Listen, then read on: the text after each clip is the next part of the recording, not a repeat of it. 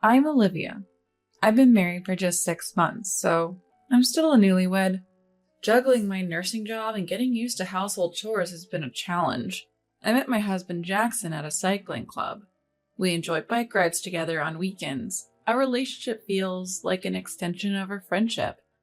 We do argue, but once we've said our piece, we quickly make up. It's like we're characters from a lighthearted comic. But there are people around us who act like villains from a drama, and it's really draining. Oh, I'm sorry. It seems I only ordered steak for 4. When we visited Jackson's parents' house for a weekend family dinner, my mother-in-law had a typical passive-aggressive surprise waiting. Such an oversight on my part.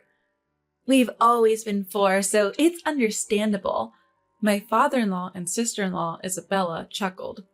I'm sorry, Olivia. We have some bread I baked yesterday. You can have it with jam.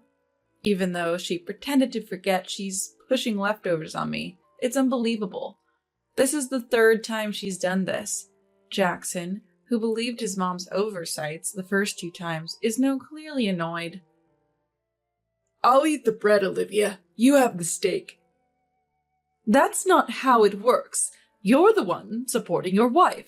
How many times have I told you Olivia earns as much as I do? If someone's not working, maybe you, Mom, should eat the leftover bread. Well, sister-in-law, that's mean. Mom didn't do it on purpose. Did I do something wrong? That's it. If there's no food for my wife, we're leaving. Why? We can just eat as a family. My family includes Olivia. If you can't understand that, we won't be visiting for a while. Okay, let's split my steak. Olivia, is that okay? No thanks. Ugh! Eating in such an unwelcoming atmosphere feels like torture. We left, shaking off the clingy mother-in-law and Isabella. Thankfully, they hadn't tampered with our belongings. This has been the norm since our wedding. Mother-in-law and Isabella openly harass me while father-in-law smirks. When confronted, they play innocent. They even do it in front of Jackson. I wonder if they're trying to rope Jackson into their mean games. But miraculously, Jackson turned out okay despite his family. The kind-hearted Jackson who initially believed his mom and sister is now fed up with their antics against me. He's clearly on my side. I'm not the submissive type, so I don't feel the need to get along with Jackson's family at the expense of my well-being. I'll stand my ground, which seems to infuriate them even more. Interacting with them is just exhausting. After discussing with Jackson, we decided I wouldn't visit his parents' house for a while. But they had other plans. They can't resist tormenting a daughter-in-law they disapprove of. Hello, sister-in-law.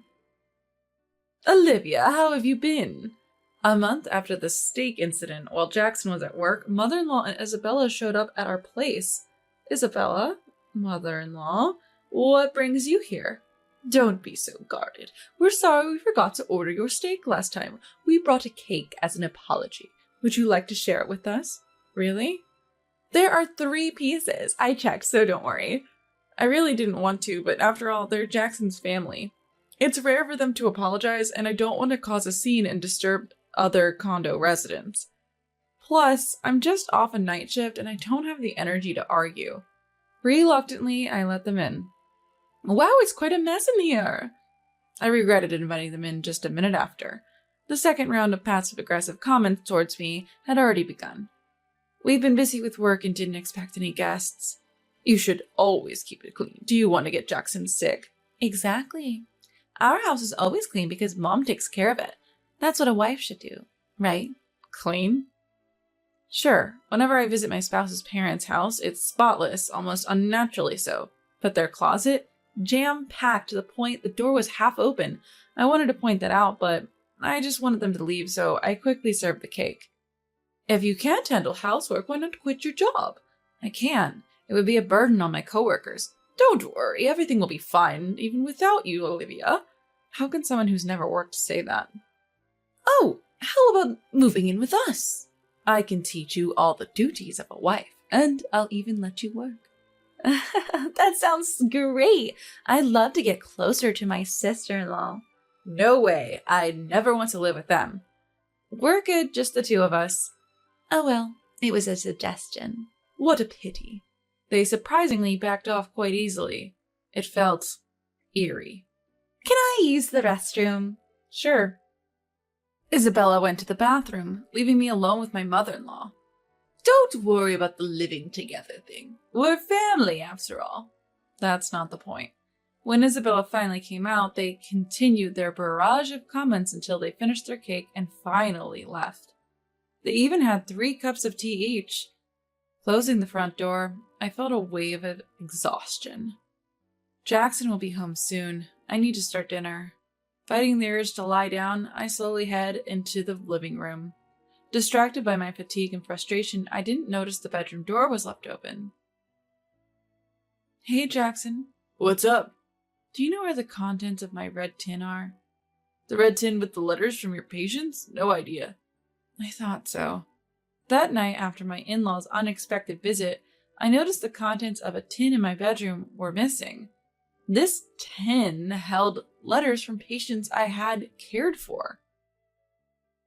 I had been organizing these letters in my bedroom just before they arrived. I was preparing dinner right after they left, so I didn't check the bedroom until bedtime. I had completely forgotten about it. But now, the contents were gone.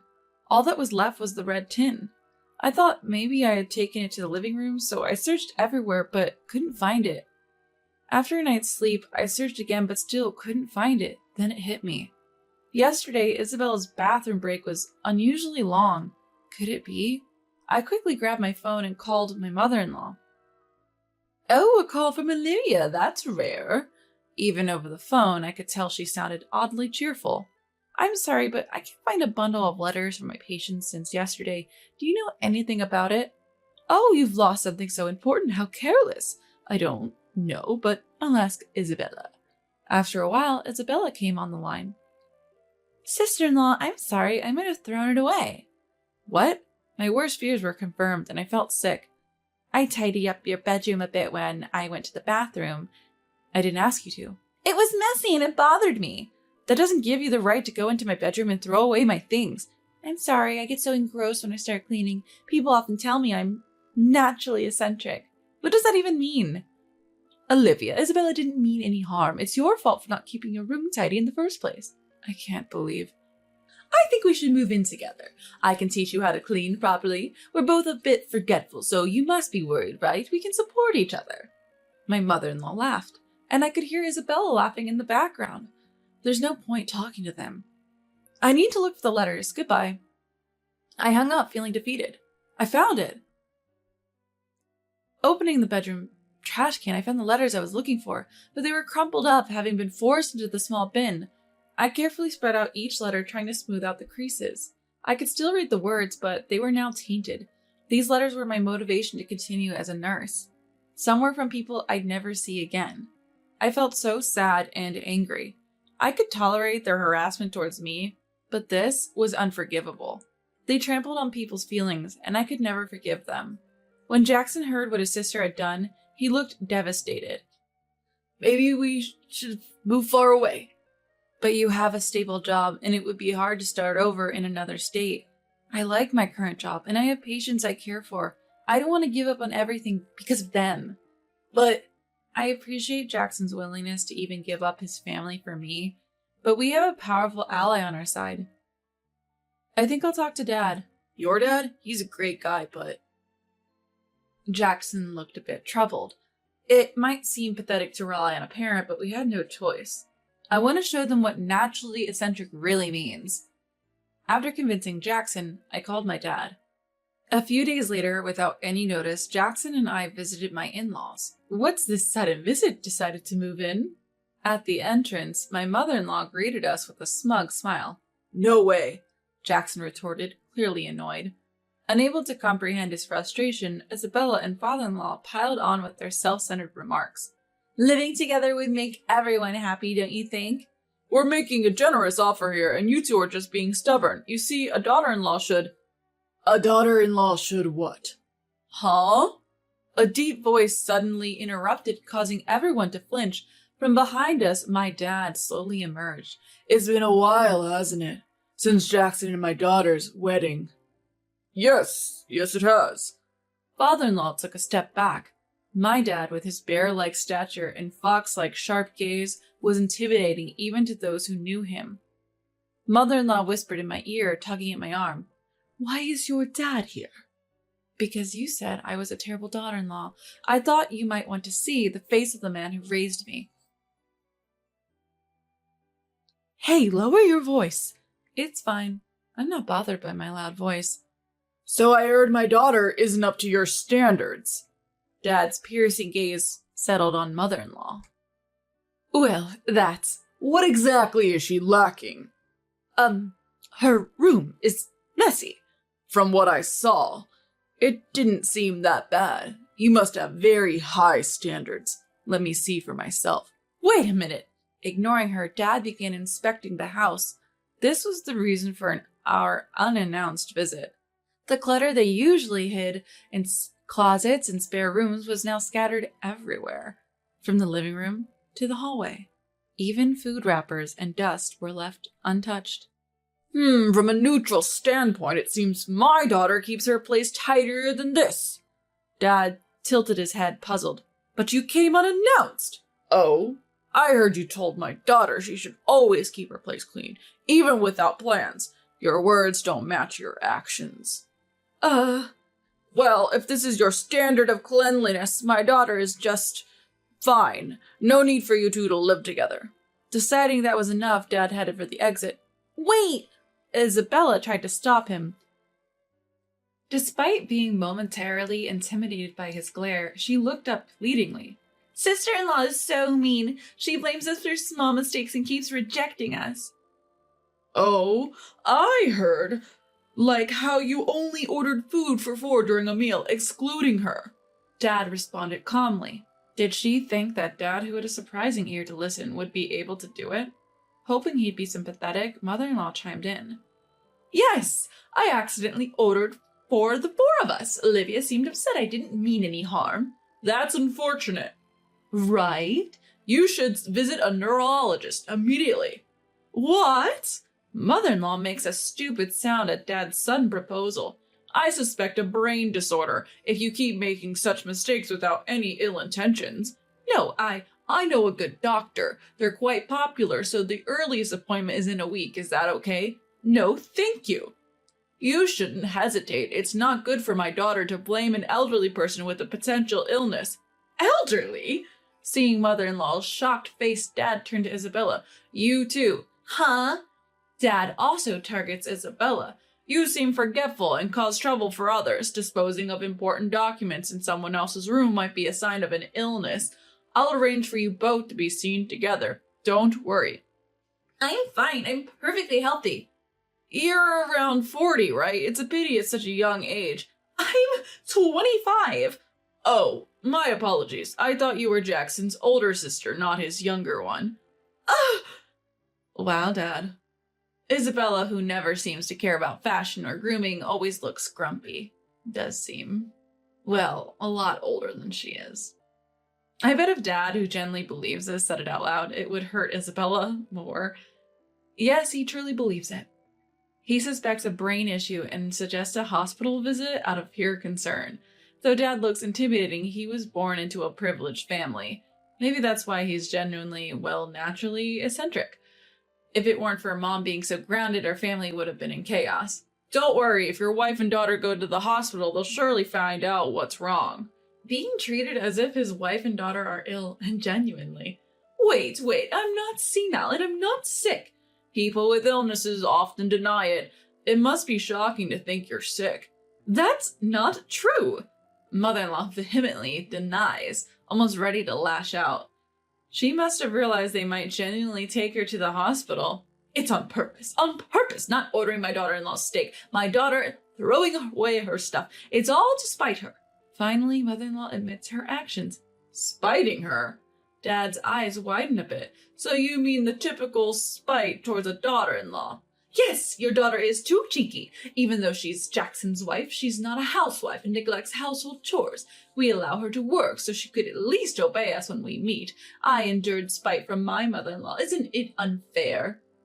Now it's Mom's turn. Isabella turns in with mother-in-law's momentum, but Dad's reaction isn't what they expected. Poor thing. Huh? Dad looks at mother-in-law with pity. His eyes might be intimidating, but as his daughter, I can see the compassion. You've been treated horribly by father-in-law's mother all this time, haven't you? Didn't your husband protect you then? Well, it's not my daughter who's cruel, it's your husband. My sister was also mistreated by her mother-in-law, and her husband noticed and decided to separate from the mother-in-law. Mother-in-law gasps. When a couple marries, they should have their own household. A husband's duty is to protect his wife and children. Your husband abandoned that duty. Wait a minute! Father-in-law tries to interrupt Dad. Sorry for overstaying. Basically, a parent's role is to watch over their children's households. Oh, I'll make a hospital appointment just in case. We don't need a hospital, Isabella protests, almost screaming. But Dad isn't listening. Jackson, tell me your mom and sister's names later. Yes.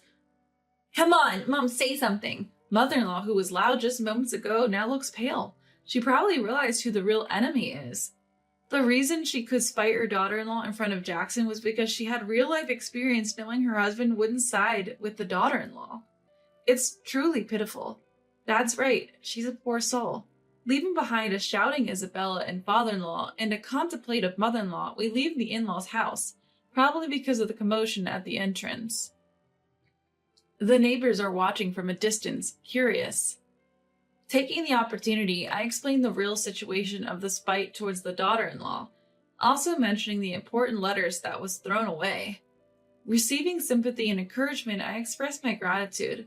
With some people listening intently, the story of the spite will probably spread quickly. Thanks, Dad. Yeah, with that level of chaos, you probably won't have to live with them. Good for you. Yes. Dad smiles, though it's a bit strained, but that's the best smile he can muster.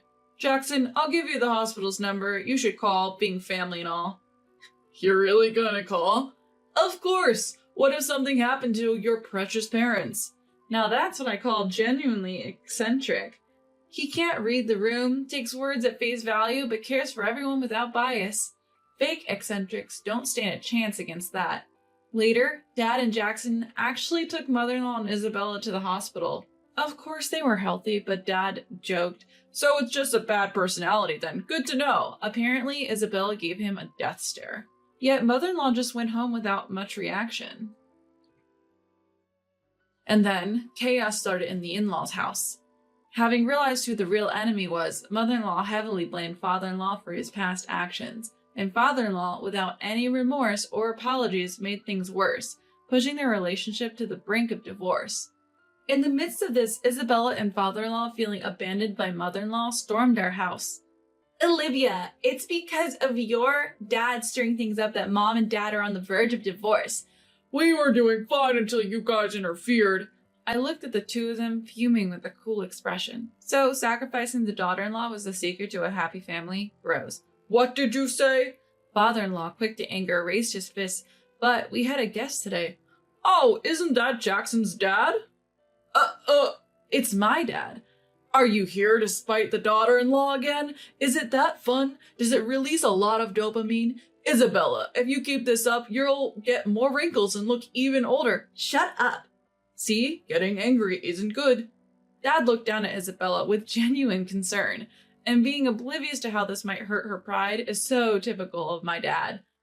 Oh, I know someone hosting an anger management workshop. Interested? I suggested, and Dad's face lit up. Oh, that sounds great. Let's book it right away. Enough is enough. Isabella, on the verge of tears, yelled as she dragged father-in-law away. I doubt they'll ever storm our house again. Dad just happened to be here today, bringing back souvenirs from his trip with Mom. I felt bad for dragging him into this. Why are you so obsessed with spiting the daughter-in-law? There are so many fun things in the world. Dad genuinely wondered. They just think differently from you, Dad. I see. Are you okay, Olivia? If you're worried, you can always move in with us. I'll pass on that offer. I knew it was a genuine offer out of concern, but living with my well-meaning but eccentric dad might be too much for Jackson.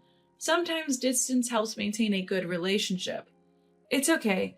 Jackson's on my side. That's reassuring. We'll work hard together so you won't have to worry, Dad. Jackson and I are solid, because unlike mother-in-law and her family, we've a bond that they lack.